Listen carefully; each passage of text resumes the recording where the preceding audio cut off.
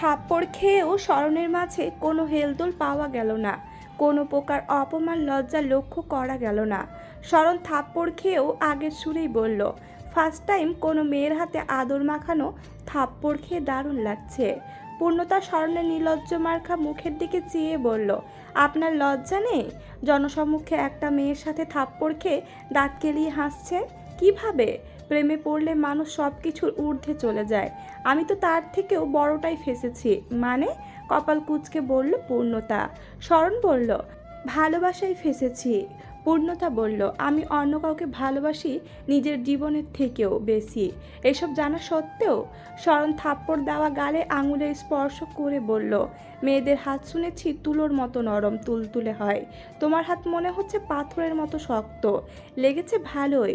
ভবিষ্যতে এই পাথর হাতে থাপ্পড় খেতে না চাইলে আমার পিছু ছাড়েন, কঠিন স্বরে বলল পূর্ণতা। স্মরণ গাল পূর্ণতার দিকে বাড়িয়ে দিয়ে বলল, ভবিষ্যতে আরও খেতে চাই, এবং তুমি চাইলে এখনই আরও দিতে পারো। থাপ্পড় দেওয়ার অশিলায় হলেও তোমার স্পর্শ তো পাওয়া হবে, তাতে আমার সমস্ত যন্ত্রণা সয়ে যাবে। পূর্ণতা কটমট করে তাকিয়ে আছে স্মরণের দিকে। স্মরণ চোখের ইশারায় দিতে বলল। পূর্ণতা রাগে বসা থেকে উঠে দাঁড়ালো। রাগে ওর শরীর কাঁপছে। রাগে গজগজ করে পিছু ঘুরে দেখলো স্মরণ দাঁত কেলিয়ে ওর দিকে তাকিয়ে আছে। ও অসহ্য চোখে তাকিয়ে নিজের লাগেজ টেনে বলল, আমাকে বাসায় যেতে হবে। বলে পূর্ণতা নিজের লাগেজ টেনে সামনে যেতে লাগলো। স্মরণ নিজের ব্যাগ কাঁধে নিয়ে পূর্ণতার পিছু এসে বলল, আরে আমাকে এই অচেনা শহরে একা ফেলে কোথায় যাচ্ছ পূর্ণতা? পূর্ণতা চোখ মুখ শক্ত করে তাকালো স্মরণের দিকে। তো সারাদিন আমি কি আপনার ফালতু কথা শুনতে এখানে বসে থাকবো? এমনভাবে বলছেন যেন নিজে একটা শিশু। তা কখন বললাম? বাসায় যাবে ঠিক আছে, কিন্তু আমাকে ফেলে যাচ্ছ কেন? পূর্ণতা কপাল কুঁচকে বলল, মানে আপনাকে নিয়ে আমি কোথায় যাব? কেন, তোমার বাসায়? বলে লাজুক হেসে বলল, এভাবে শ্বশুরবাড়ি যেতে খুব লজ্জা লাগতেছে, কিন্তু কিছু করার নেই। এখন শ্বশুরবাড়ি যাওয়া ছাড়া তো আমার থাকার জায়গা নেই। পূর্ণতা আকাশ থেকে পড়ে বলল, হোয়াট? ঢাকা শহরে কি হোটেলের অভাব পড়েছে? না তো, বাট আমি তো যেখানে সেখানে থাকতে পারি না। দেখুন, আপনি আমার অনেক বড় একটা উপকার করেছেন, এই জন্য অনেক কৃতজ্ঞ আমি আপনার প্রতি। দয়া করে এবার আমাকে ছেড়ে দিন। শুধু কৃতজ্ঞতা প্রকাশ করলে তো আমি ছাড়তে পারবো না পূর্ণতা। তুমি তো কথা দিয়েছিলে আমি যে শর্ত দিব তুমি তা মানবে। আমার শর্ত হলো আমি তোমার বাসায় 1 সপ্তাহ থাকতে চাই। আপনার মাথা ঠিক আছে তো? একদম ঠিক আছে। আপনি কী সব বলছেন? তোমার কি কানে সমস্যা হচ্ছে? বলো, আমি লিখে দিচ্ছি। পূর্ণতা রাগে কাঁপতে কাঁপতে বলল, খাতা কলম কি সাথে নিয়ে এসেছেন? একজন টিচার আমি, আমার কাছে কি কলম খাতা থাকবে না? দেখুন, আপনি কোথাও বাসা ভাড়া নিয়ে থাকেন 1 সপ্তাহ, আমাকে নিস্তার দিন। আমি সিদ্ধান্ত নিয়ে ফেলেছি, মায়া ভাবিরা না আসা পর্যন্ত আমি আমার শ্বশুরবাড়ি অর্থাৎ তোমার বাসায় থাকব। খুব এক্সাইটেড আমি সেখানে থাকার জন্য। পূর্ণতা নিজের কথার জালে এভাবে ফেঁসে যাবে কল্পনাও করেনি। স্মরণের মনে এত বড় প্যাঁচ ছিল, জানলে ও ফেরত না এসে রাস্তায় চলে যেত। এখন এই বিপদ কাঁধে থেকে নামাবে কিভাবে? পূর্ণতা নিজের লাগেজ ছেড়ে চিন্তিত মুখে দাঁড়িয়ে আছে। আসালতা বেগম ছেলেকে পুলিশের সঙ্গে যেতে দেখে অসুস্থ হয়ে পড়েছে, সাথে সাথে গুরুতর অসুস্থ হয়ে হাসপাতালে ভর্তি। বাসার কাজের বুয়ার মাধ্যমে আত্মীয় স্বজনের কাছে খবর চলে যায়। বিয়েবাড়ি ফিরে সবাই হসপিটাল এসে জড়ো হয়। আসালতা বেগম একটু সুস্থ হতেই মেয়ের জামাইকে বলেন, আমার ছেলেটাকে থানা থেকে ছাড়িয়ে আনো বাবা, যতই খারাপ হোক। ওর এই পরিণতি আমি মা হয়ে কিভাবে সহ্য করব? আয়রার বাবা তার হাত ধরে চিন্তা করতে মানা করলেন। আসালতা বেগমের চোখ বেয়ে অঝরে অশ্রুর ধারা নামছে। মা যে সন্তান যতই খারাপ হোক তার ক্ষতি দেখলে শান্ত থাকতে পারে না। আসালতা বেগমকে আয়রার মা নিজের বাড়ি নিয়ে আসলো। বিয়ে না হওয়া পর্যন্ত এখানেই মাকে রাখবে। আসালতা বেগম আদরে নাতনির বিয়েতে এসেছে, কিন্তু তার মন পড়ে আছে ছেলের কাছে। ছেলেটাকে সামনে সামনে যতই দূরছাই করুক, একটাই ছেলে তার, আদরে মানুষ করেছে। চোখের মনি ছিল ছেলে, কিন্তু ছেলে তার আদরে বাঁদর হয়ে উঠেছিল। বুঝতেই পারেনি এত অন্যায় করেছে, কিন্তু মায়ের মন যে এখনো ছেলের বিপদে কাঁদে। ছেলের বিপদে কিভাবে তিনি শান্তিতে থাকতে পারবে? থানায় দিদানের সাথে শশী দেখা করতে আসছে। দিদান অগ্নি চোখে ওর দিকে তাকিয়ে আছে। শশী বলল, দিদান আমার গায়ে হাত তুলে তুমি খুব ভালো কাজ করেছো। না হলে তোমাকে আমি এত সহজে কি জেলের ভাত খাওয়াতে পারতাম বলো? Thank you. কাজটা তুমি ভালো করনি, তোমাকে পস্তাতে হবে। শকুনের দোয়ায় গরু মরে না। এখানে কেন এসেছো? যতই হোক, একসময় তোমাকে কম ভালোবাসতাম না, এখন অবশ্যই ভালোবাসা নেই, কিন্তু হাজবেন্ড তুমি আমার, সেই খাতিরেই এসেছি। আমার জীবনে সবচেয়ে বড় ভুল কি জানো? শশী বলল। তোমার জীবনে ভুলের শেষ নেই তা জানি, কিন্তু তোমাকে বিয়ে করা, ভালোবাসা আমার সবচেয়ে বড় ভুল, যা এখন প্রতি মুহূর্তে আফসোস হয়ে ধরা দিচ্ছে। আমাকে ঠকানোর শাস্তি তোমার এভাবেই ভোগ করতে হবে। আমি তোমার এক্স ওয়াইফের মতো নয় যে হাজবেন্ড যা করবে মুখ বুজে সহ্য করব। আমাকে ঠকানোর শাস্তি আমি তোমাকে দিয়েই ছাড়বো। তোমার প্রতি আমার ভালোবাসা সেই তুমি বিবাহিত জানার পরই শেষ হয়ে গেছে। বউ থাকতেও আমাকে বিয়ে করা, আমার জীবনটাকে নষ্ট করা। আমি এত সহজে তোমাকে ছেড়ে দেব? ইম্পসিবল। শাস্তি দাও, আমি এর প্রাপ্য। নিজের মায়ের বিরুদ্ধে গিয়ে তোমার হাত ধরেছি, এটাই তো আমার ভুল। দয়া করে তুমি কখনোই আমার সামনে এসো না। সরি গো, এটা করতে পারবো না। আমি তোমার সামনে আসাটাই তো তোমার শাস্তি। আমি না আসলে তুমি তো আমাকে ভুলে যাবে, তাহলে শাস্তি পাবে কিভাবে? আফসোস করবে কাকে দেখে? পূর্ণতা নিজের কথা রক্ষার্থে শরণকে নিয়ে বাসার পথে রওনা হলো। শরণের মুখে তখন ঝুলছে বিশ্বজয়ের হাসি। পূর্ণতা সিএনজিতে বসে কটমট করে তাকালো শরণের দিকে। শরণ বলল, এত রাগ করছো কেন? গিয়ে তো তোমার বাবার কাছে বিয়ের প্রস্তাব দেব না। আগে তুমি নিজ মুখে রাজি হবে, তবে না এসব হবে। এত দুশ্চিন্তা করো না তো। আমি তোমার অমতে এগোবো না। আমার অমতে সমস্ত কিছু করে ভালো সাজা হচ্ছে। আমি এমনিতে যথেষ্ট ভালো, ভালো সাজার প্রয়োজন নেই। দয়া করে চুপ করে থাকেন, আমার মাথা ব্যথা করছে। ওকে। শরণ পূর্ণতার দিকে হাঁ করে তাকিয়ে আছে, কথা না বলে। পূর্ণতা বিরক্তকর চোখে শরণের দিকে তাকিয়ে ওড়না টেনে মাথা মুখ ঢেকে বসে আছে। শরণ পূর্ণতার কাণ্ড দেখে হা হা করে হেসে উঠল, গলা ফাটিয়ে হাসছে।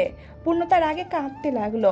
বাসায় কারো প্রশ্নের ধারও ধারে না, কিন্তু এমন একজন বিরক্তিকর মানুষকে নিজে বাসায় নিয়ে যাবে, এর থেকে তো রাজশাহী যাওয়াটাই বেটার ছিল।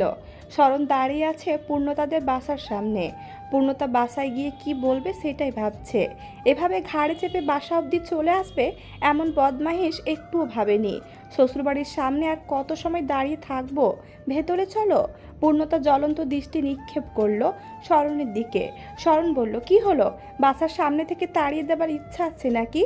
পূর্ণতা মাপ চাওয়ার মতো হাত জোড় করে বলল, বাসায় গিয়ে আব্বু আম্মুর সামনে দয়া করে মুখে লাগাম টানবেন, তাদের সামনে সিন ক্রিয়েট করবেন না। এমনিতেই তাদের বেয়াদব বেয়ারা সন্তান আমি। আপনাকে বাসায় নামার পর হয়তো আরও গাঢ় হবে। শরণ পূর্ণতার সাথে বাসায় প্রবেশ করলো। পূর্ণতার বাবা শাহিন আলম তখন বাসায় ছিলেন না। পূর্ণতার মা রোজিনা বেগম মেয়ের সাথে এক অপরিচিত পুরুষের প্রবেশে অবাক হয়ে তাকিয়ে আছে। পূর্ণতার মায়ের মুখে প্রশ্নের মেলা দেখতে পায়। ও একটা নিঃশ্বাস ফেলে মায়ের কাছে গিয়ে বলে, ওনার বাসা রাজশাহী, ঢাকা এসেছে দরকারি কাজের জন্য, সপ্তাহখানেক থাকবে আমার পরিচিত, তাই আমাদের বাসায় নিয়ে আসলাম এই কয়দিন এখানে থাকার জন্য। তোমার কোনো সমস্যা হবে? রোজিনা বেগম মাথা নাড়িয়ে না বুঝিয়ে চিন্তিত মুখে বললেন, তোর বাবা কি মনে করবে এভাবে একটা ছেলেকে বাসায় নিয়ে আসলি? বিয়ে করছে? পূর্ণতা পেছনে তাকিয়ে দেখলো শরণ উৎসুক চোখে ওদের ফিসফিসানি দেখছে। পূর্ণতা বলল, বিয়ে করেনি, কিন্তু তোমার কি মনে হয় এই ছেলের সাথে আমি রিলেশনশিপে আছি বা বিয়ে করার চিন্তা ভাবনা করছি? রোজিনা বেগম মেয়ের শক্ত কথা শুনে হেসে বললেন, তুই নিজে থেকে কাউকে পছন্দ করলে আমাদের থেকে কেউ বেশি খুশি হতো না। আমরা তো এটাই চাই তুই অতীত ভুলে সামনে এগিয়ে যা। সে গুড়ে বালি, তোমাদের চাওয়া পূরণ হবে না। ওনাকে ওনার রুম দেখিয়ে দাও, আমি নিজের রুমে যাচ্ছি। মাথা ব্যথা করিয়ে ফেলেছে একদম। নামটা তো বলে যা। পূর্ণতা শরণকে নিজের মায়ের সামনে ফেলে চলে গেল। শরণ ওকে গট গট পায়ে চলে যেতে দেখে বলল, আরে আমাকে ফেলে কোথায় যাচ্ছ? রোজিনা বেগম এগিয়ে এসে বললেন, তোমার নাম কি? শরণ সালাম দিয়ে ভদ্রতা বজায় রেখে বলল, জি আসসালামু আলাইকুম আন্টি, আমার নাম ইমতিয়াজ শরণ হোসেন। তুমি কি করো? জি আন্টি, পেশায় একজন শিক্ষক। রোজিনা বেগম শরণকে মাথা থেকে পা পর্যন্ত পর্যবেক্ষণ করে বললেন, যে উদ্দেশ্যে এসেছো সফল হও, দোয়া করি। শরণ চমকিত চোখে তাকালো রোজিনা বেগমের দিকে। রোজিনা বেগম বুয়া ডেকে রুমে নিয়ে যেতে বলল শরণকে। শরণ রুমে এসে থ মেরে বসে আছে খাটে। রোজিনা বেগমের শেষের কথা শুনে ওই স্তব্ধ। ওর উদ্দেশ্য আছে উনি বুঝলেন কিভাবে? কেমন রহস্যময় করে কথা বললেন, আবার ওকে দেখেও তেমন রিয়াক্ট করলেন না। কেমন জানি দেখে যেন আরও স্বস্তি পেয়েছেন। শাহিন আলম বাসায় এসে শরণকে ডেকে পাঠালো। কোন ছেলেকে তার মেয়ে পরিচিত বলে বাসায় এনেছে দেখতে হবে তো। তার ডাকে শরণ ভয়ার্ত মুখে এসে দাঁড়ালো। পূর্ণতার সাথে তোমার পরিচয় কিভাবে? শরণ মাথা নিচু করে বলল, পাত্রী দেখতে গিয়ে মিস পূর্ণতার সাথে আমার প্রথম দেখা এবং প্রথম সাক্ষাৎকার হয়েছে। বুঝলাম না, পাত্রী কোথায় দেখতে গিয়েছিলে? পাত্রী কি নিজের জন্য দেখতে গিয়েছিলে? জি আঙ্কেল, কিন্তু সেখানে পাত্রীকে রেখে আমি আপনার মেয়ে মিস পূর্ণতাকে চয়েস করেছিলাম। শাহিন আলম বিস্মিত চোখে তাকালো শরণের দিকে।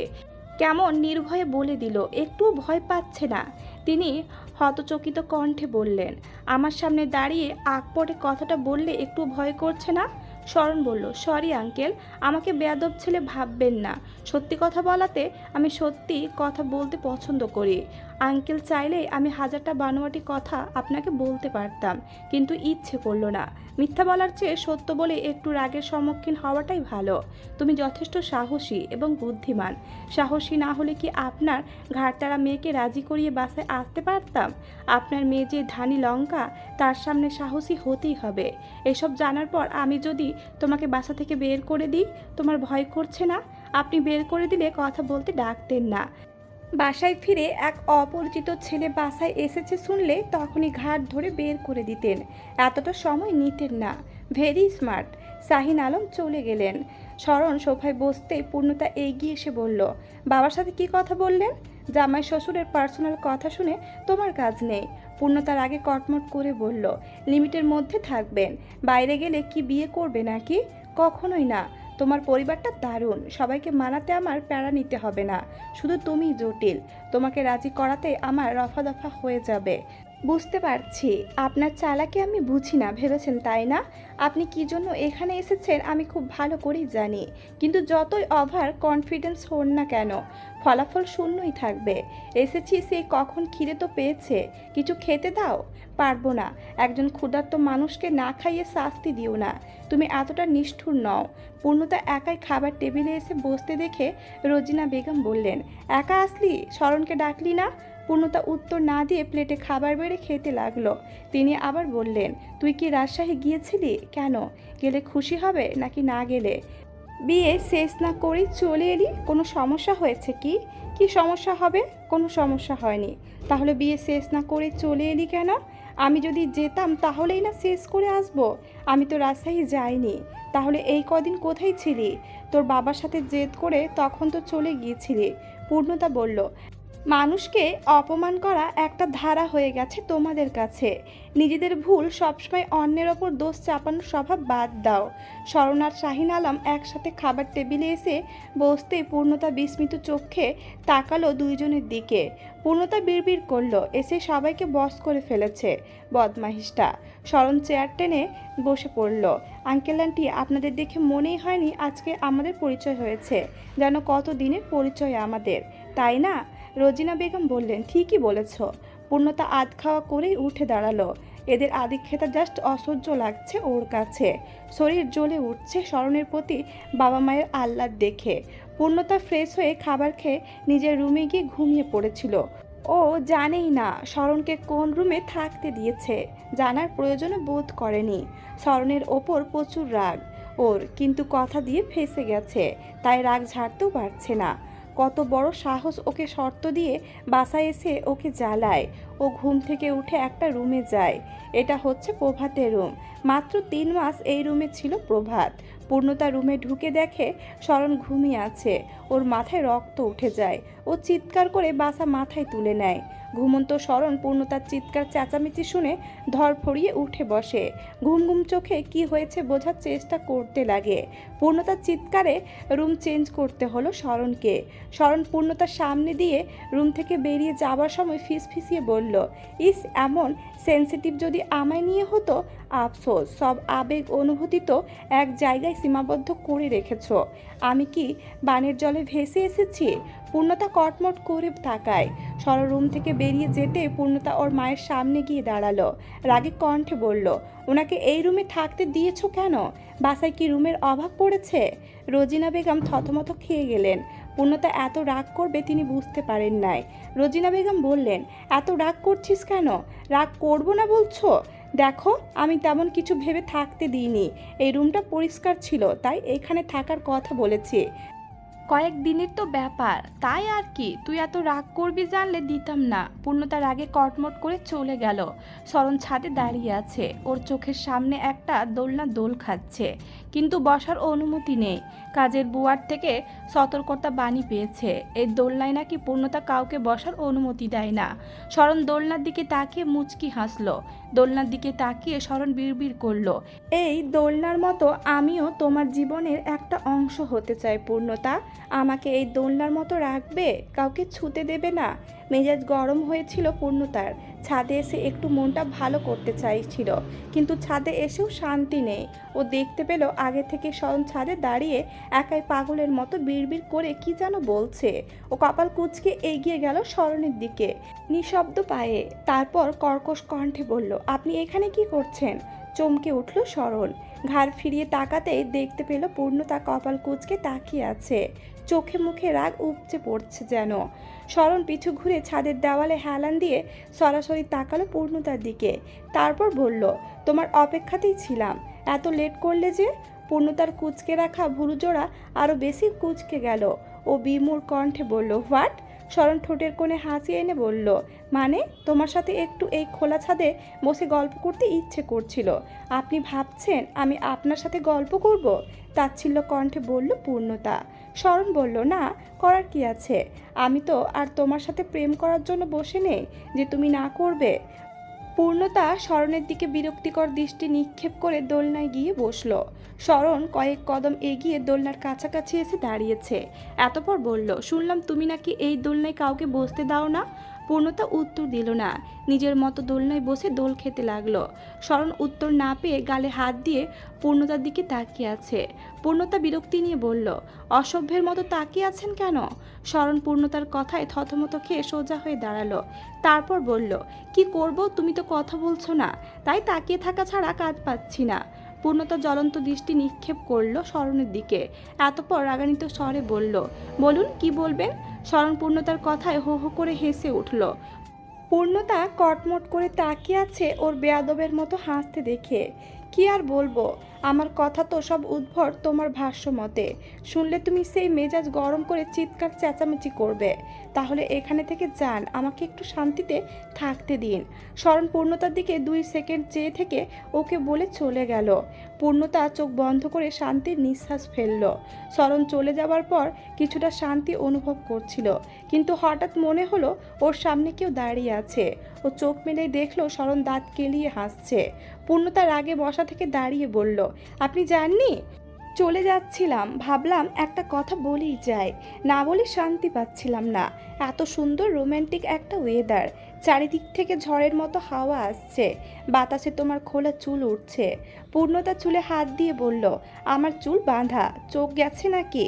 সরণ মৃদু হেসে বলল, আরে আমি কল্পনা করছি, ওই দেখো পশ্চিম আকাশে রক্তিম হয়ে সূর্য ডুবে যাচ্ছে। পরিবেশ করে তুলেছে গোধূলি লগ্নের প্রেমময়। চারিদিকে হতে পাখির কিচিরমিচির শব্দে গানের মতো অনুভূতি হচ্ছে, যেন আমাদের দুইজনের মনকে পুলকিত করতে গান গাইছে ওরা। এই সুন্দর মনোরম পরিবেশে কথাটা না বলাটা ভারী অন্যায় হয়ে যাবে। পূর্ণতা কঠিন সুরে বলল, কি কথা? বলে দ্রুত এখান থেকে বিদায় হন। সরণ পূর্ণতার চোখে চোখ রেখে একটা দীর্ঘ শ্বাস ফেলে বলল, অতীত আঁকড়ে ধরে কতদিন থাকবে? অতীত ভুলে কি সামনে এগিয়ে যাওয়া যায় না? পূর্ণতা ধমক দিতে চাইছিল, কিন্তু কেন জানি দিতে ইচ্ছে করলো না। ওনাকে বোঝাতে হবে উনি যতই চেষ্টা করুক কাজ হবে না। রাগ করে চিৎকার করে ওকে বোঝানো যাবে না।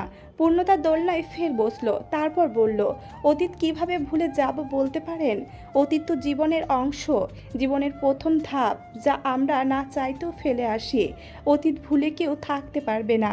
এই যে আমি, কয়েকদিন পর হয়তো আমিও আপনার জীবনের একটা অতীত হয়ে থেকে যাব। আমি আপনার জীবনের ভালো অতীত নাই হতে পারি, কিন্তু আমার অতীত খুব সুন্দর, যাকে আমি চিরকাল বাঁচিয়ে রাখবো। শরণ বলল, তোমাকে আমি অতীত, বর্তমান ও ভবিষ্যৎ 3 প্রজন্মই চাই পূর্ণতা। আপনার সাথে শান্তিতে একটু কথা বলতে মন স্থির করেছি, তাই এইসব বলে আমার মুডটা নষ্ট করবেন না। শরণ মুখে হাত দিয়ে বলল, সরি। এই যে মুখে হাত দিলাম, তুমি কথা বলবে আর আমি তোমার কথায় ব্যাঘাত দেব? ইম্পসিবল। আমি তো জন্ম জন্ম তোমার সাথে কথা শুনে যেতে চাই। পূর্ণতা একটা তাচ্ছিল্য হাসি দিয়ে বলল, আমার কথাগুলো শোনার পর হয়তো কথা তো দূরে থাক, আমার উপস্থিতি আপনার পছন্দের বাইরে চলে যাবে। শরণ বাচ্চাদের মতো মুখে আঙুল দিয়ে দাঁড়িয়েছিল। পূর্ণতার তা দেখে হাসি পাচ্ছিল। নিজেকে সামলে সিরিয়াস হতে যাবে, তখনই শরণ মুখ থেকে হাত সরিয়ে চট করে 2 কানে আঙুল ঢুকিয়ে কান বন্ধ করে বলল, তাহলে থাক। যেসব শুনলে আমি তোমায় সহ্য করতে পারবো না, আমি সেটা শুনতে চাই না। পূর্ণতা কিংকীর্ত বেমুর হয়ে হাতের ইশারায় বলল, কান থেকে হাত সরান। নো, আমি তোমাকে পছন্দ করি, ভালোবাসি। এখানে অপছন্দের কোনো জায়গা নেই। তুমি কিছু বলেই আমাকে বিভ্রান্ত করতে পারবে না।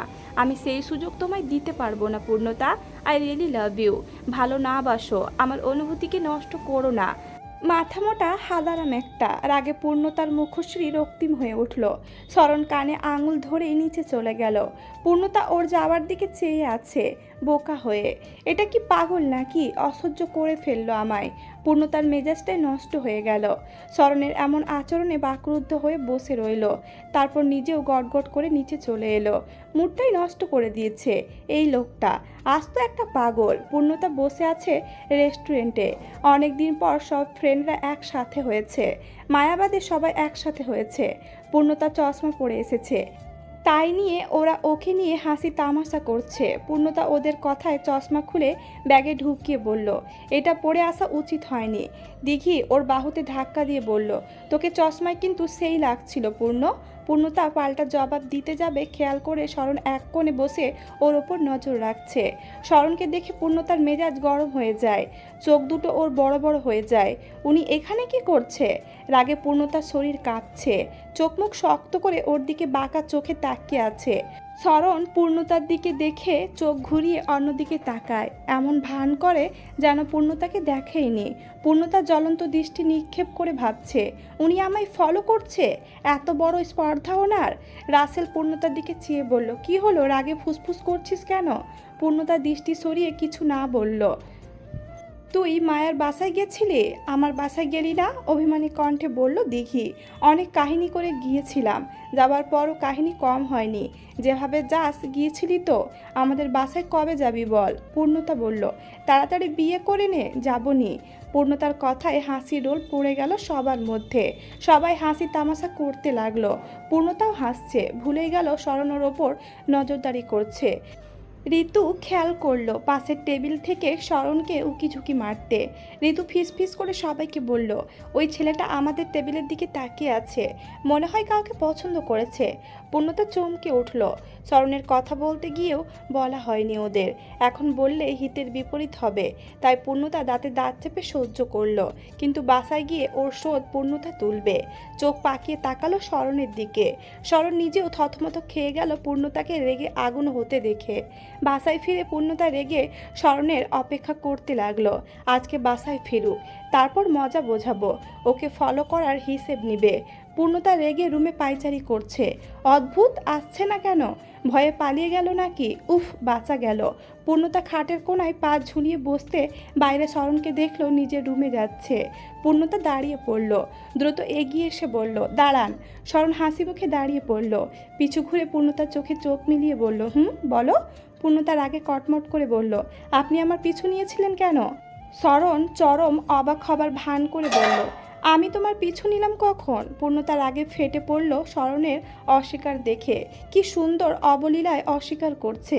দেখুন, আপনি কিন্তু কাজটা ঠিক করছেন না। আমি আমার ফ্রেন্ডদের সাথে মিট করেছি, আপনি সেখান অবধি চলে গিয়েছেন এভাবে আমায়। পূর্ণতার মুখের কথা কেড়ে নিল শরণ। বলল, দেখো আমি এমনিতেই রেস্টুরেন্টে গিয়েছিলাম, বাসায় একা একা বোরিং হয়ে গেছি, তুমি তো আর পাত্তা দিচ্ছ না, তাই একটু বাইরে গিয়েছিলাম, কিন্তু অ্যাক্সিডেন্টলি আমাদের জায়গাটা মিলে গিয়েছে, দ্যাটস ইট। আমি তোমায় সত্যি ফলো করিনি, আপনি মিথ্যা বলছেন, আপনি ইচ্ছাকৃত আমায় ফলো করেছেন। এখন কি সুন্দরভাবে বানোয়াট গল্প বানাচ্ছেন, রাগে ফুঁসতে ফুঁসতে বলল পূর্ণতা। শরণ পেটে হাত ভাঁজ করে কপাল কুঁচকে তাকিয়ে আছে।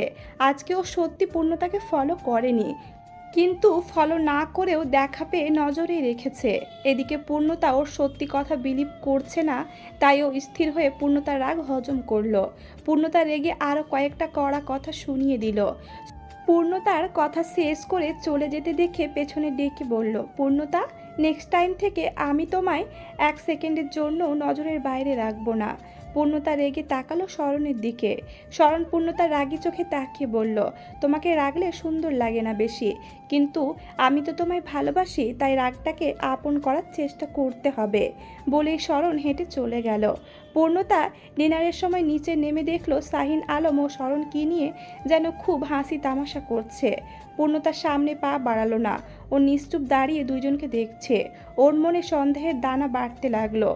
শরণের কি মানুষকে জাদু করার শক্তি আছে? আমার বাবার মতো রাগী গম্ভীর মানুষকে কিভাবে এতটা হাত করলো? বাবা শরণের সাথে এত স্বাভাবিক হয়েছে যেন শরণ তার নিজের ছেলে। দেখে গা জ্বলে উঠল পূর্ণতার। নিচে না নেমে পূর্ণতা ফের ওপরে উঠে গেল। সোজা প্রভাতের রুমে এসে থেমেছে। রুমে প্রবেশ করে বিছানায় বসতেই পূর্ণতা অনেক স্মৃতি তরতাজা হয়ে উঠল। চোখের সামনে হাজারো স্মৃতি ভেসে উঠল। পূর্ণতা রুমের আনাচে কানাচে দৃষ্টি নিক্ষেপ করেছিল চঞ্চল চোখে। সব কিছুই আগের মতো, শুধু তুমি নেই। পূর্ণতার চোখে জল জমে উঠল। ও বিড়বিড় করল, তুমি থেকে সব এলোমেলো হয়ে গেলেও আমি ভালোই থাকতাম। সব ঠিক আছে, শুধু তুমি নেই। তোমাকে হারানোর মতো ভয়ঙ্কর কষ্ট আমি কখনোই পাইনি প্রভাত। পূর্ণতা চোখ মুছে উঠে দাঁড়ালো। দরজায় নজর পড়তেই শরণকে সেখানে দাঁড়িয়ে থাকতে দেখে কপাল কুঁচকে নিল। এই মাত্র না নিচে ছিল, এখানে এলো কখন? পূর্ণতা প্রশ্নবিদ্ধ চোখে তাকিয়ে আছে। শরণ ভেতরে ঢুকে এলো। আপনি এখানে কি করছেন? শরণ দৃষ্টি ঘুরিয়ে বলল, তোমায় নজরে নজরে রাখছি। তখন কি বলেছিলাম ভুলে গেছো? ফলো না করেও তার তাগিদার হয়েছি, আর তোমার পিছু থাকতে আমার বিরক্তি আসে না, বরঞ্চ ভালোই লাগে। আপনি এইসব পাগলামি ছেড়ে রাস্তায় ফিরে যাবেন কবে? গম্ভীর মুখে বলল পূর্ণতা। শরণ বিছানায় বসতে এগিয়ে গেল। পূর্ণতা চিৎকার করে উঠল, বাইরে আসুন। শরণ কোমর সোজা করে দাঁড়িয়ে বলল, ওকে ওকে, দাঁড়িয়ে আছি, কুল। এখানে একটু বসলেই তোমার প্রেমিকের জায়গা আমি নিয়ে নিতে পারবো না। এত ভীতু কেন তুমি?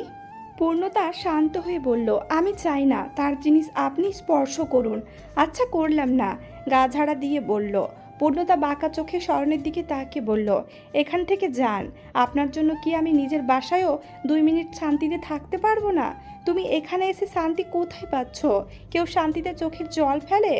তোমার ভেতরে তো অশান্তি বয়ে যাচ্ছে। আমার পার্সোনাল ম্যাটারে হস্তক্ষেপ করবেন না। সব কিছু কিন্তু ভালো লাগে না। পূর্ণতার রাগ দেখে শরণ কথা বাড়ালো না। পূর্ণতাকে একা ছেড়ে দিয়ে চলে গেল। শরণ হুট করেই বাসা থেকে চলে গেছে। আজকে পঞ্চম দিন ছিল।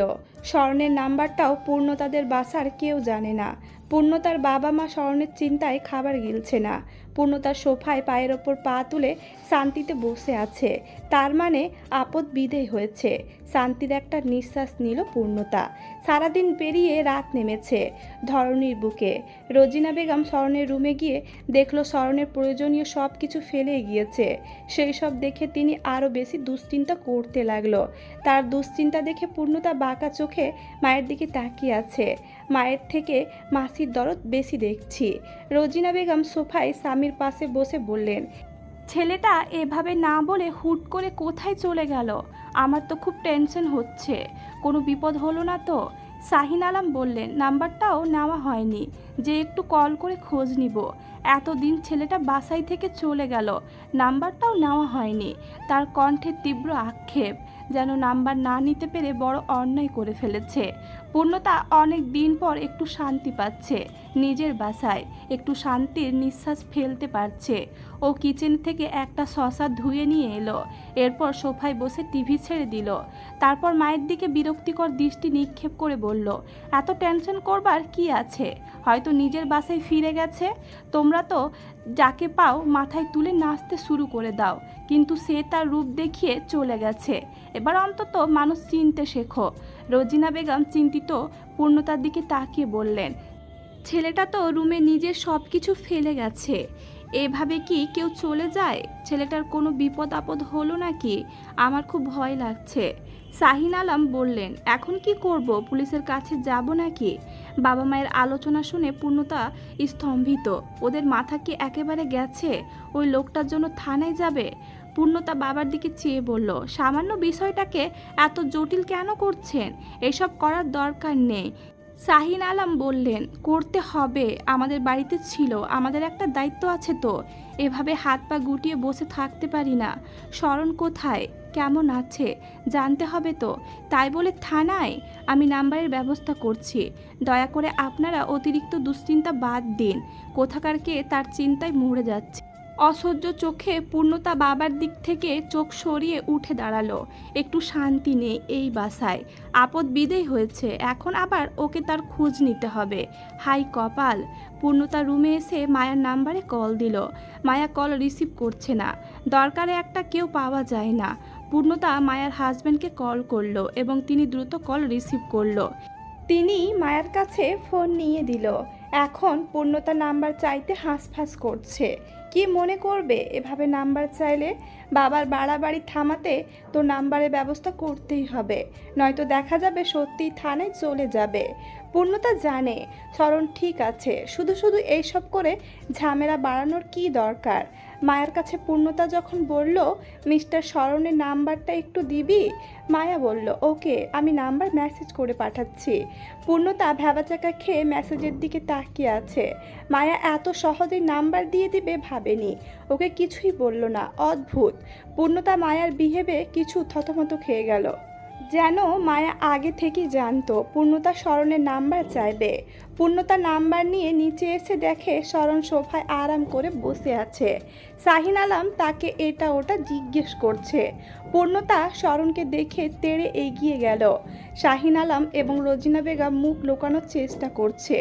পূর্ণতার কথা দুইজনের একজনও পাত্তা দেয়নি। এখন পূর্ণতার কথাটাই সঠিক হয়েছে। শরণ ভালোই আছে, আর সারাদিন সে বন্ধুর বাসায় ছিল।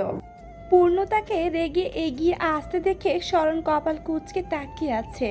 পূর্ণতা বাবা মায়ের দিকে এক পলক তাকিয়ে শরণের দিকে দৃষ্টি স্থির করে বলল, কি বলেছিলাম? এই লোকটার কিছুই হয়নি, অযথা বাড়াবাড়ি করো না। নাম্বারের জন্য মরে যাচ্ছিলে। একজন তো থানায় গিয়ে জিডি পর্যন্ত করতে লাফাচ্ছিলে। উনি দিব্যি বন্ধুদের সাথে আড্ডা দিচ্ছিল, আর ওনারা তাহার চিন্তায় প্রেসার হাই হচ্ছিল। রাগে গজগজ করে পূর্ণতা জায়গা ত্যাগ করলো। শরণ স্তব্ধ হয়ে পূর্ণতার রাগ দেখল। শাহিন আলমের দিকে তাকিয়ে শরণ বলল, সরি আঙ্কেল, আসলে আমার ফ্রেন্ডের বউয়ের সিজার ছিল, ভোরেই কল দিয়ে জানালো রক্তের প্রয়োজন, এই জন্য তাড়াতাড়ি বেরিয়ে গিয়েছিলাম। রক্ত দিয়েও ওর স্ত্রীকে বাঁচাতে পারলাম না, তাই সারাদিন বন্ধুর সাথেই ছিলাম। ওর এই অবস্থায় ওকে ফেলে আসতে পারিনি। শাহিন আলমের প্রথমে বন্ধুর বাসায় ছিল শুনে মনে মনে রাগ লাগছিল। ছেলেটার জন্য সারাদিন এত দুশ্চিন্তা করলাম, আর ছেলেটা বন্ধুর বাসায় গিয়ে ফুর্তি করেছে। কিন্তু এখন শরণের কথা শুনে তার মন নরম হয়ে উঠল। তিনি বললেন, বন্ধুর দুঃখের সময় তার পাশে ছিলে, ভালো কাজ করেছ। রোজিনা বেগম বললেন, তোমার জন্য চিন্তা করেছি অনেক। আমাদের বাসায় আছো, হঠাৎ বলা নেই কওয়া নেই কোথায় গেলে, এই জন্য ভয় করছিল কোনো বিপদ হয়ে গেল নাকি। শরণ অপরাধী কণ্ঠে বলল, আপনারা অনেক ভালো মানুষ আন্টি, আপনাদের মতো মানুষ আমি খুব কমই দেখেছি। আপনার বাসায় এসেছিলাম আপনাদের মেয়ের মনে একটু জায়গা তৈরি করতে, কিন্তু সেটা আমি পারবো কিনা জানি না। তবে আপনাদের ভালোবাসা আজীবন মনে রাখবো। আরও একদিন পর শরণের যাওয়ার কথা থাকলেও একদিন আগেই শরণকে চলে যেতে হলো। শরণের মা হঠাৎই ভীষণ অসুস্থ হয়ে পড়েছে। এই জন্য শরণ একদিন আগেই রাজশাহীর উদ্দেশ্যে রওনা হয়েছে। বাসে বসে আছে শরণ। মা ওকে বাড়ি ফেরানোর জন্য অনেক মিথ্যাচার করেছে এই পর্যন্ত, কিন্তু এবার সত্যি সে অসুস্থ হয়ে পড়েছে। ওর একমাত্র কারণ শরণের ফুপি। তিনি নাকি বাসায় এসে আজে বাজে কথা বলে গেছে, তার থেকেই তিনি অসুস্থ। শরণের ফুপি নিজের মেয়ের বিয়ে অনেক আগে থেকেই শরণের সাথে দেওয়ার জন্য উঠে পড়ে লেগেছে। বোনের কথায় শরণের বাবা ইব্রাহিম হোসেন ও রাজি হয়েছিল, কিন্তু এই বিয়েতে অমত করেছে শরণ। শরণ একটা ম্যাচিওর মেয়েকে বিয়ে করতে চায়, কিন্তু তার ফুফাতো বোন হৈমি একেবারেই নাদান টাইপের। বয়সও অল্প, ওর থেকে কমপক্ষে 9 থেকে 10 বছরের ছোট হবে। কয়দিন আগেও ওর সামনে হাফ প্যান্ট পরে ঘোরাফেরা করেছে। সেই মেয়েকে নাকি ও বিয়ে করতে হবে। ভাবতেই কেমন চোখ মুখ কুঁচকে আসে ওর। হৈমি এইবার এন্টার ফার্স্ট ইয়ারে পড়ে, সর্বোচ্চ 17 হবে, যেখানে ওর বয়স 27। হাঁটুর বয়সী বোনের নজরে দেখা মেয়েটাকে ও স্ত্রী হিসেবে কোনোদিন মানতে পারবে না। অনেক আগে থেকে ফুপি এইসব নিয়ে বাড়িতে ঝামেলা করে, রাগ করে, বাড়ি আসা পর্যন্ত বন্ধ করে দিয়েছিল। আবার রাগ অভিমান ভেঙে আসলেও বিয়ের জন্য ঝামেলা করতে লাগে। হৈমিও হয়েছে মায়ের মতো, কথা বলাও যায় না, ভাবখানা এমন করে যেন ওর সাথে বিয়ে হয়ে গেছে। ভাই রাজি থাকলেও এখন অবধি শরণ এই সম্বন্ধে রাজি হয়নি। ওর পক্ষে একমাত্র শরণের মা আছেন, তিনিও ছেলের অমতে কিছুই করতে চায় না। অন্যত্র পাত্রী দেখা নিয়েও ঝামেলা করেছে ফুপি। শরণ মন মতো পাত্রী না পাওয়ায় এই ঝামেলা থেকেও বের হতে পারছিল না। তারপর পূর্ণতার প্রতি যখন নজর আটকে গেল, তখন নিজের সমস্ত ধ্যান জ্ঞান পূর্ণতার ওপর নিবদ্ধ করে ঢাকা ছুটে আসে। ভেবেছিল একেবারে পূর্ণতাকে নিয়েই রাজশাহী ফিরবে, নিজের ভালোবাসাকেও জয় করা হবে, সাথে ফুপির টেনশনও মাথা থেকে নামবে। মায়ের সাথে খারাপ ব্যবহার করেছে ফুপি বাসায় এসে, এইসব শুনে মা অসুস্থ। এইসব শুনে আর নিজের জেদ বজায় রাখতে পারল না শরণ। এর একটা হেস্ত নেস্ত করবে তাই বাড়ির উদ্দেশ্যে রওনা হয়েছে। প্রথমবার যখন পাত্রী দেখতে গিয়েছিল তখন হৈমির সাথে দেখা হয়েছিল। তখন ওর বেয়াদবিগুলো এখনও ওর মনে পড়লে রাগে চোখ মুখ লাল হয়ে ওঠে। শরণের জন্য পাত্রী দেখা শুরু হয়। মায়ের ওপর সমস্ত দায়িত্ব দিয়েছে শরণ। প্রথম পাত্রীর নাম শরণ ভুলে গেছে, কিন্তু মনে আছে তখন হৈমি 9-এ পড়ে। দেখতে বাচ্চা একটা মেয়ে, তাকে নিয়ে ফুপি ওদের বাসায় এলো। ওরা পাত্রীর বাড়ি থেকে এসে কেবল সোফায় বসে আলোচনা করছিল। শরণের পাত্রী পছন্দ হয়নি, কেন হয়নি ও নিজেও জানে না। পাত্রী যথেষ্ট সুন্দরী, লম্বা, মাথা ভর্তি চুল, তবুও শরণের তাকে ভালো লাগেনি। এই ভালো না লাগার কারণ শরণ বাবা মাকে বলতে পারছিল না। শুধু বলেছিল, মা মেয়ে সব দিক দিয়ে পারফেক্ট, কিন্তু আমার কেন জানি নিজের জন্য তাকে পারফেক্ট মনে হচ্ছে না। ছেলেকে ভীষণ ভালোবাসে সোমা বেগম, ছেলের পছন্দ হয়নি, তাহলে এখানে আর কথা এগোবে না। শরণ কথা শেষ করে নিজের রুমে যাচ্ছিল, তখনই বাসায় এসে উপস্থিত হয় ফুপি এবং হৈমি। মেয়ের হাত ধরে টেনে বাসায় এসে চিৎকার করে ওঠে। শরণ ফুপির ভয়ঙ্কর চেহারা দেখে কপাল কুঁচকে এগিয়ে আসে। শরণের ফুপি হালিমা বেগম শরণের সামনে মেয়েকে টেনে এনে দাঁড় করায়। তারপর হৈমিকে শরণের পাশে দাঁড় করিয়ে বলে, আমার মেয়েকে নাকি তোর পাশে মানায় না। কোন দিক দিয়ে মানায় না? হ্যাঁ, আজকালকার ছেলেরা তো কচি মেয়েই খোঁজে। আমার মেয়ে দেখতে সুন্দরী, উঁচা লম্বা, দেখতে কোথায় ছোট লাগছে? তোর সমান হয়ে গেছে, ওকে বিয়ে করতে তোর কোথায় সমস্যা? হ্যাঁ? হৈমি বেয়াদবটা চট করে শরণের হাত ধরে নিল। শরণ কিছু বলতে যাবে, হৈমিকে নিজের হাত জড়িয়ে ধরতে দেখে বিমূঢ় হয়ে যায়। শরণ ফুপিকে সেখানে রেখেই হৈমিকে টেনে ভেতরে নিয়ে আসে। তারপর হৈমির হাত নিজের বাহু থেকে টেনে ছাড়িয়ে বলে, এই তোর লজ্জা লাগছে না? আমার হাত ওভাবে চেপে ধরলি কেন বেয়াদবের মতো? হৈমি ধমক খেয়ে চোখ মুখ ফুলিয়ে বলল, বকছো কেন? আমাদের তো 2 দিন পর বিয়ে হবে, তোমার হাত ধরলে সমস্যা কোথায়? শরণ থাপ্পড় দিতে হাত তুললেও হাত মুঠো করে নামিয়ে নিল। হৈমি অবাক হয়ে তাকিয়ে আছে। শরণ বলল, আমি কি তোর সমবয়সী? তুই আমাকে তুমি করে কথা বলছিস কেন? বড় ভাইয়ের সাথে কেউ তুমি করে কথা বলে? আপনি করে কথা বল বেয়াদব। হৈমি ধমক খেয়ে কাঁপতে কাঁপতে বলল, আব্বুর সাথে তো আম্মু তুমি করেই কথা বলে, কয়দিন পর আমাদেরও বিয়ে হয়ে যাবে, তাই আমিও তুমি করে কথা বলছি। ধমকে উঠল শরণ, চেঁচিয়ে বলল, এক থাপ্পড় দিয়ে গাল ফুলিয়ে ফেলবো, যা মুখে আসছে তাই বলে দিচ্ছিস, এখনই বিয়ে করতে লাফাচ্ছে। কত বয়স তোর? হ্যাঁ, তোকে বিয়ে করে কি আমি বাল্যবিবাহের জন্য জেলের ভাত খাবো নাকি? এখনই বিয়ের শখ জেগেছে। ফুপি তোর মাথাটা একদম নষ্ট করে দিয়েছে। হৈমি ধমক খেয়ে কান্না করে দিল, কিন্তু কান্না করতে করতে বলল, তুমি খুব পচা, আমাকে বকো, বিয়ের পর আমি তোমাকে খুব মারবো। শরণ আবার ওর মুখে বিয়ের কথা শুনে মারতে আসলে হৈমি ভয় এক দৌড়ে রুম থেকে বেরিয়ে নিচে চলে এলো। শরণ রাগে বিছানায় বসে কাঁপতে লাগলো। যেমন ফুপি তেমন নিজের মেয়েকেও বানিয়েছে, এইটুকু মেয়েকে কেমন বিয়ের জন্য লাফালাফি করছে। মেয়েটাকে একদম নষ্ট করে ফেলছে ফুপি। বাসের যাত্রাটা খুব লম্বা মনে হলো শরণের কাছে। বাসায় ফিরে এর একটা হেস্তনেস্ত না করা পর্যন্ত ওর শান্তি লাগছে না। শরণ ব্যাগের চেন খুলে পানির বোতল বের করতেই সেখানে একটা নীল রঙের ডায়েরি নজরে এলো। শরণ পানি না খেয়ে ডায়েরি বের করে একটা দীর্ঘ শ্বাস ফেলল। গতকাল রাতে এটা প্রভাতের রুমে পেয়েছে শরণ। রাতে যখন ও নিদ্রায় শায়িত হতে পারছিল না, উঠে বাইরে ঘুরতে লাগলো। হঠাৎ ওর চোখ চলে যায় প্রভাতের রুমের দিকে। রুমটা হাট করে খোলা। ও দেখতে পায় মাঝরাতে পূর্ণতার রুমে বসে আছে, হাতে কিছু ধরা। শরণ দরজার আড়ালে থেকে পূর্ণতাকে নজরে রাখতে লাগে। চাইলেও সামনে যেতে পারত, কিন্তু কেন জানি পূর্ণতাকে বিরক্ত করতে ইচ্ছে করে না। পূর্ণতা ওকে দেখলেই মেজাজ গরম করে ফেলে। ওর এই শান্তি ওর নষ্ট করতে ইচ্ছে হয় না। পূর্ণতা হঠাৎ ডায়েরি বন্ধ করে সেটা বিছানার নিচে লুকিয়ে রেখে উঠে রুম থেকে বেরিয়ে যায়। শরণ পূর্ণতার বের হবার সময় দরজা থেকে সরে দাঁড়ায়। পূর্ণতা চলে যাবার পর ও রুমে প্রবেশ করে আর ফোনের ফ্ল্যাশ জ্বালিয়ে খাটের নিচ থেকে উকি মেরে নীল রঙের ডায়েরি নজরে আসে। বক্স খাট না থাকায় খাটের তলায় ভালোই জায়গা। শরণ অনিচ্ছা সত্ত্বেও ডায়েরি হাতে তুলে নেয়, তারপর ফোনের আলোয় প্রথম পেজ খুলে ফেলে। কারো ব্যক্তিগত জিনিসে হাত দেওয়া উচিত হয় না, শরণ জানে, মানে এটা অন্যায়, কিন্তু পূর্ণতার ব্যাপারে জানার এই সুযোগ হাতছাড়া করতে চায় না। যত কঠিন হোক এই অধ্যায় শরণ শেষ জানতে চায়। শরণ লুকিয়ে ডায়েরি নিয়ে নিজের রুমে ফিরে আসে। ডায়েরি সাবধানে ব্যাগে লুকিয়ে রেখে ঘুমিয়ে যায়। সকালে মায়ের খবর শুনে এটা ফিরিয়ে দেওয়ার কথা ভুলে যায়। ও ভেবেছিল আজকের দিনটা ও বাসায় থাকবে, ও লুকিয়ে এই ডায়েরি পড়বে, তারপর রাতের আগে ওটা জায়গা মতো রেখে দিবে। কিন্তু সব কিছু লণ্ডভণ্ড হয়ে গেল। ভুলে এটা সাথে করে রাজশাহী চলে যাচ্ছে। পূর্ণতা এটা না পেয়ে কি করবে কে জানে। এখন ফোন করে বলার উপায়ও নেই, তাছাড়া ফিরিয়ে দেওয়াও এখন অসম্ভব। চিন্তিত মুখে শরণ ডায়েরিটার দিকে তাকিয়ে আছে। সৃষ্টিকর্তাও চাইছিল এটা ওর কাছে থাকুক, এটা তিনি আমার সাথে এনেছে। এর রহস্য না জেনে আমি এটা ফিরিয়ে দিতে পারি না।